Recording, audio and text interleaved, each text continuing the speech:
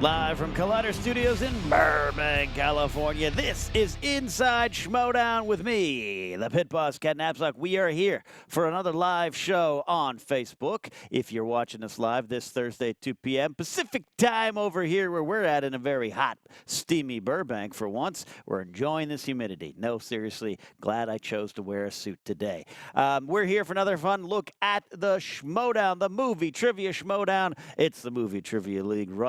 Just lighting the world on fire. Right, Adam? Say yes. Oh, yeah. We got some big stuff, though, coming up. August is big for the Movie Trivia Schmoedown League, whether it be Inner Geekdom, teams. We have singles and the tournaments, the Ultimate Schmoedown tournaments. We have teams, now 16 teams in the tournament. The commish just couldn't take just 8. He couldn't. There were so many teams he felt he had to expand it, and I agree. It's going to be a lot of fun. And the singles tournament. We got a guest coming up later today, William, the Beast Bibbiani, one of the more exciting, controversial players in the game. I believe he was built for the Movie Trivia Schmoedown. He is a superstar, whether you like him or not. Growl, growl. We'll talk to him in a bit. So if you got questions and you're watching live, be sure to go onto the Facebook page there and go ahead and send them over. We've got some wonderful people behind the scenes working, sending me the questions so we can communicate directly. All right. Some stuff coming. First, I want to address a couple things. Me versus JTE. I'm sorry to my fans out there. I tried really hard to humble him. It's hard to humble him. He is that damn good. I felt I was there in the end. I can only blame myself. It's not that I don't know classic movies. I do. I just kind of blanked that and Sunset Boulevard wasn't in my brain. Cat on a Hot Tin Roof was. All these other, it just came. That's what happens sometimes when you get under the lights. If the question was about Star Wars or Game of Thrones, I'm sure it would have been a different outcome. I have to hand it to JTE, even though I do hate him. All right, maybe we'll meet again, JT. You're just too damn good. Speaking of JT, we got a big title match coming up soon. The team formerly known as Rotten Tomatoes. It is now Modoc. Matt Atchity and Gray Drake will be going for the titles against the Patriots. Jeff Snyder, the Insnyder, and, of course, Little Evil JTE. The Lions Den has been on a roll as of late, and I got to tell you, I don't know if they can be stopped, but I have a lot of faith in Modoc. Atchity, Gray Drake, they know their stuff. And, hey, if there's a Jeff Goldblum question, I'm sure Gray Drake will be there to answer it. Nerds Watch, Rach and I, we thought we would be there. We thought we were on a mission from the gods, the 7 gods and the old gods and the new. We thought we were there to take on the Patriots. Maybe we'll get there again someday. We are in the Ultimate Team Trivia Tournament as well. That starts very soon. Looking at my schedule, on August 18th, the team tournament begins. Team Trek versus Team Cinema Blend. Team Trek is one of the veteran teams. Cinema Blend relatively new. Following that, you got Team Action versus Deep Cuts, and then we really get into the tournament there. We're going to do a full preview, not just on this show, but on the channel, so you're going to enjoy that. We also got an Inner Geekdom match coming up on August 8th. Robert Meyer Burnett, who has left. He's changed factions. He's not a 4 Horseman anymore. He's part of that Lions Den, and his opponent will be Jay Washington, who calls that Lions Den the little kiddie club that he is. Jay Washington throwing his hat into that Inner Geekdom ring where he believes he belongs. We also had a big Inner Geekdom match last week as well with Mike Kalinowski versus Rachel the Crusher Cushing. Crusher, my tag team partner, comes out with a big victory. There was some controversy, though, about this category. James Bond being added to the Inner Geekdom category. A lot of people saying it doesn't belong. I'm going to have my guest weigh in here today. I want you guys to weigh in as well. And I got to be honest, I try to say, call it like I say, like I see it, and be down the middle on this. I don't know.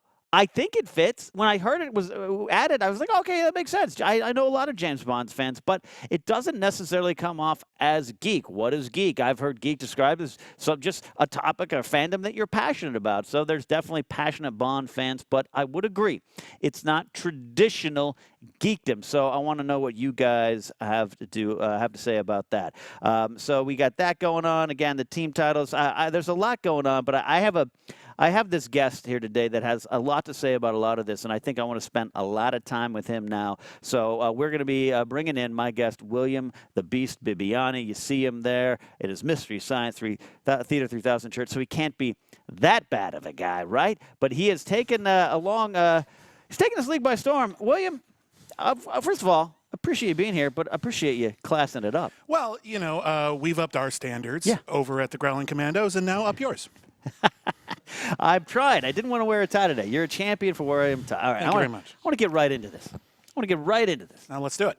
Are you the best in this game? Throw out records. Any team can lose. I know you've had some big losses, but are you the best in the game? You cannot spell beast without best and also the letter A. So, yes, I actually think I am the best in the game. When you look at my stats, when you look at my percentage of questions simply gotten right, I'm crushing the vast majority of the competition. I have, of course, missed some questions. Tell me a competitor who hasn't missed some questions. Correct. My misfortune has been to miss those questions in single games. Right. You and I are both in this club that has lost to JTE. It's a relatively small club in singles. Tough club to be at. But you know what? I used to feel a certain amount of shame about that. Oh, I lost to JTE because his record wasn't great when I fought him. And he has proven himself to be very, very formidable.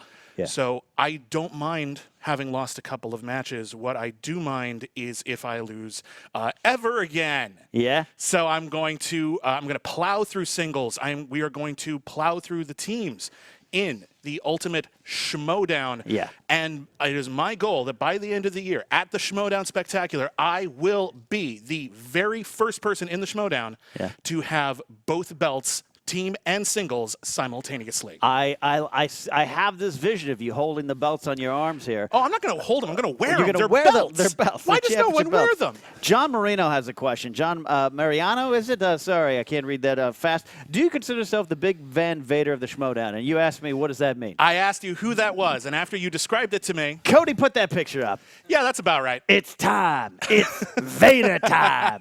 Look, I have met Leon White. He is an imposing figure and a Hall of Fame wrestler. He is a monster heel. You consider yourself that you're the beast. I am the beast. I am the best. I am the beast. And sure, I'll be your big guy who's a Vader. Yeah, let's do this. How did you channel your inner beast? How did you come up with this? Was this something already existed? Because here's what I'll say before I let you answer. You are. I talk about Roca being a building block player here, and you can disagree with that, but you were made for this competition. I absolutely believe that. I agree, and I came out of this kind of fully formed. The beast is inside of William Bibbiani. He always has been, but William Bibbiani, the person, tries to be a nice, polite person who respects others and tries not to be super competitive. And I took the version of me when I play Scrabble or Monopoly, and I just let's just bring him out and cover him in blood and have him rip through chains and let's enjoy Throw candy. Throw candy. Well, I'm not a jerk. Everyone should have candy. But yeah, no, this is the part of me that is super competitive, that is comfortable being cocky. Yeah. And ordinarily, that's not who I am. But in the Schmoedown, that is absolutely who I am, and I will destroy you and everyone you love. Do you get any kind of fuel from this, any kind of hate against you? How do you deal with that? I've had a lot of people, anytime I post something, just put #traitor. And my initial reaction was, oh, man, this personally hurts me. And then I remembered that I literally yelled, I betray you, at John Roca. If the shoe fits, I can't argue it. Let's get into the storyline. Let's get into the gimmick here with you leaving the Horsemen. Yeah. It to me never seemed like it was going to work with Roca and you. You're two big personalities. You leave, you got a manager, Ricky. Talk about this. Well, okay, to start with, I was never fully comfortable with the horse persons. I was trying to be comfortable with the horse persons, but what happened in my eyes is I came in with the best debut match in Schmoedown history, and I think that's safe to say. It's hard to disagree with that. I don't even know if that's hyperbole. I think that's just right. And then I was enjoying my victory. I was feeling pretty good about myself, and then Roca comes in and invites me into the horse persons. Right. And I'm flattered. I don't entirely know what I'm getting into, and I thought it was some sort of reward for what I was doing. And then what I realized over time was what Roca had done is he had taken a competitor off the table. Oh. And he had taken my victory and made it his own. Here's some guy who had just come in and had the best match ever. Now he is mine. And this, as a result, every single match I've had since then, Right. except for the first critically acclaimed match, has been under the Horseperson's banner. My victories were not my victories, but my failures, every time we talked about it, were my failures. And that left me feeling very alone and very isolated. And I was sick and tired of it. Sick and tired of all of the Roca crap. So I got in care. I talked to Ricky. Ricky came to me. It was dark. It was smoky. And it was a little muggy out. And we hatched a plan. And we had been working on it for a very, very, very long time. It was hard to keep it in. It was hard to keep this rage of monster inside of me inside. And then we let it out. And it was great. So let me recap this. You feel Roca didn't recruit you to help the team. He recruited you to help himself, to keep you out of his way. Think about it. What does Roca want? Roca has always said he wanted all the belts, all the records. Right. I was in his way. Right. He might want me on the team. It looks good to have me on the team, but let's be honest here. If I win belts, if I win records, those are not his records. So this was basically a very calculated, almost searching for Bobby Fischer maneuver on his part. And I was young, and I was hungry, and I was naive. Right. And thank God Ricky came along and saved me from this horrible situation. Right. So you make me, you're so strong here. I'm dropping my pen. Yeah. Why you could speak for yourself. You're a very well-spoken man. You're very confident. Why bring Ricky in? What's Ricky bringing to you and your team here? Support.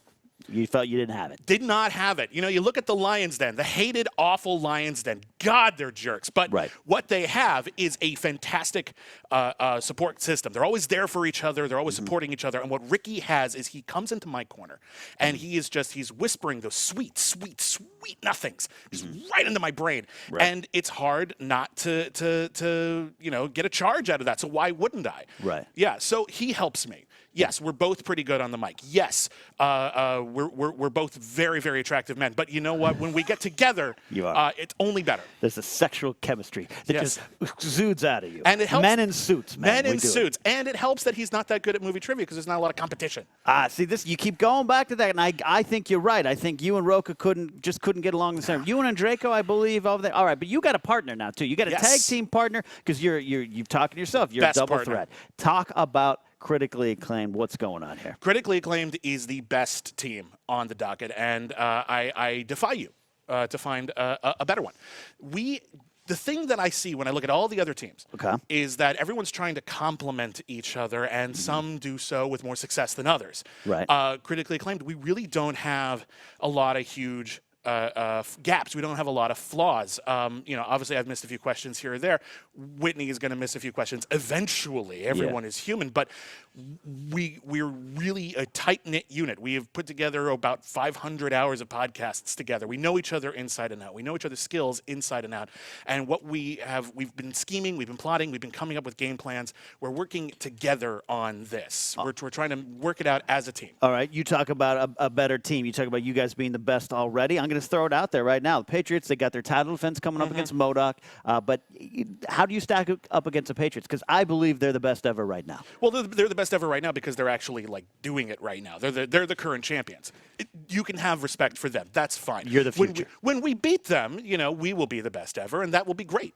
They're both strong competitors. Right. I think it would be naive to say anything else right now. You don't get where they got without having some skills. Right. But they do not, get every single question right in every single match. They do have flaws. They do have holes in their knowledge that we should be able to exploit. I think. I know you respect them in some level. Are you saying they're squeaking by a little bit more than the champs should? They're not knocking out all their competitors, are they? There's actually these are competitive matches that I've seen them play. It's come close on several occasions. Okay, you're going into this Ultimate Team Title Tournament. Yeah. You and Whitney will make your mark. You got a team coming. You're going to take on late to the party. Yeah. Robert Vanessa, these kids from Arizona. They came out here, put a good showing. Their buddy Tim Franco from the same outlet beats Atchity. This could be they're hungry. But are you hungrier than them? Do you care at all about this dream scenario with these kids? You don't get this without being hungry. Look, I am starved. Okay. I am starved for success and for some good competition. And I will say this about those late to the party Karate Kids, they put out a really solid debut. Right. Like, there's no denying it, and I am past this point of this naive young fighter where I underestimate my opponents. I'll never do that again. Right. They know some stuff. However, you watch their match, and there's clearly stuff that they don't know. Right. They are younger competitors, and as a result, I think if we have the opportunity, I think we can exploit some gaps in their older film knowledge, whereas Whitney and I are veterans in this industry, and we know a lot about movies that came out many, many years ago, before we were born. You hear a lot of great competitors in this Schmoedown, right. and then you get to even to the 70s, and they're like, oh, I never heard of movie. We know movie. Okay, I understand that. So you're thinking William Bibbiani, you're going to come away with the 2 tournament victories. You absolutely believe that in your heart. I believe this in the cockles of my heart, in the subcockle area. I mean, can we say that on FCC? Yes. Cockles? Cody? Cockles. Give me a thumbs up. We're good. Okay, we're good. Martin Verplanken asks on Facebook here, which member of the Lions Den do you respect? Do you really respect these guys? I'll tell you one person on the Lions Den right now who I don't hate outright, whose skill is formidable, and who I would at the very least high five if I saw him in public, although I would wash my hands afterwards because I know where he's been. In the Lions Den, Mark Andreyko. Andreyko was a worthy competitor. And Draco, I fought him once. It was super close. Right. He knows what he is doing. He knows his stuff. You saw him at the free-for-all. He is pretty good at this. I will give him a certain amount of props. Maybe not mad props, but certainly kind of pissy props. Tempered props. Yeah. Okay, well, Brendan Bush asks, hi, Mr. The Beast. He's Hello. respectful. Growl. Who else are you looking to add to the Growling Commandos? Are you openly courting Andreyko right now? Is that what I'm hearing? Is that what I'm saying? I'm not openly courting anyone. Behind the scenes, oh, yeah. No, we're having talks. We're discussing who fits right with the Growling Commandos philosophy and also figuring out what that philosophy is. But there's a lot of great competitors in the league. There's a lot of great competitors in the league, and there's a lot of them I would love to steal and give them an opportunity to shine and not do what I think was the downfall of the Horsemen, which was have a bunch of infighting. Okay. Which is, I think it's okay How bad was it on the inside? Did you guys fight a lot? It was hell. It was hell. It was like getting headbutted every day. Who's to blame? Roca. Plain and simple, Roca. Bad leader of the faction. Roca. Wasn't Nost, wasn't it? It was Roca. Roca. All right. Dreamlike scenario in the ultimate Schmoedown singles tournament. You have faced Roca at any point. Do you want him again? Oh, I want him. I guess it would essentially be kind of for the first time. I am on right now what I am calling my prevenge tour, which is I know eventually I'm going to fight Roca. But prevenge. Prevenge. Hashtag prevenge. Hashtag prevenge. That's also a pretty good movie, by the way. Yeah. But Harloff has had his revenge tour. I am on a collision course with Roca. It's going to happen. It's going to happen in teams, singles, hopefully both, but eventually both. And until then, I am going to fight competitors like Scott Mance, who has defeated Roca before, and I'm going to show that I can defeat even the people who defeated Roca. You got that match tomorrow. I do have that match You tomorrow. and Mance. Yes. You and Mance. All right, I want you to weigh in on something right here. Don't worry, I get sweaty too, my friend. It's very hot in here. They turned off the air conditioner to make me mad. Absolutely. Quickly, I got about a minute left here with you. Would you ever go into Inner Geekdom, and is Bond a Geekdom category? That's the controversy this week. I would go in Inner Geekdom. When there's an opportunity for me to go Inner Geekdom, I've been watching the matches. I think I would be extremely competitive. Is Bond an Inner Geekdom category? That is a complicated question because you can certainly be geeky about James Bond. The thing for me is that Inner Geekdom isn't about sci-fi and fantasy. I think that's a fallacy. It is about expertise. You're not a geek about something if you don't know every single thing about it. And I think the real controversy here is not that Bond is a category, but that it felt like it was sprung on people who didn't have time to prepare. Cushing, Kalinowski, they knew the categories going in. They knew they were experts. Okay. Out of the blue, that's a tough one. All right. William, I could talk to you for a long time there. In about 10 seconds or less, look at that camera right there. Look at your one. Look at your one right there. I'm looking. Give me a final word for Roca. Growl, growl! Perfect there, guys. That is it for this week. The Ultimate Movie Schmoedown team tournament starts on the 18th. We got the title match. We got Mance versus Bibbiani tomorrow. For more detailed rundown, go to the Schmoedown rundown, the SK podcast. You can get more detailed breakdowns there. I only got about 20 minutes to do it. You can spend some quality time with them. I want to thank William for coming in, dressing up, being nice. Growl, growl. Guys, we'll see you next week.